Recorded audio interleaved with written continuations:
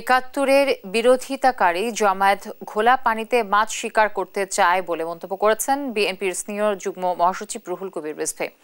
রোববার জাতীয়তাবাদী rickshaw van auto শ্রমিক দলের পক্ষে বিএনপির প্রতিষ্ঠাতা প্রয়াত রাষ্ট্রপতি জিয়াউর রহমানের সমাধিতে শ্রদ্ধা জানানো শেষে এসব কথা বলেন রিজভী।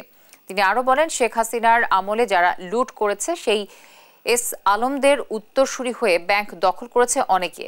পাড়া মহল্লায় টার্মিনাল দখল, টেন্ডারবাজি সহ নানান কিছু দখল করেছে একটি দল।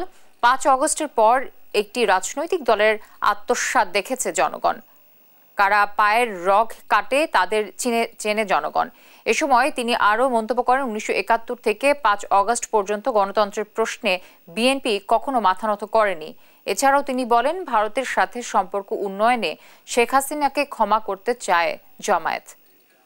খুব ঘোলা পানিতে মাছ শিকার করার চেষ্টা করছে। পায়ের রগ কাটে তাদেরকে তো জনগণ ঠিকই চেনে।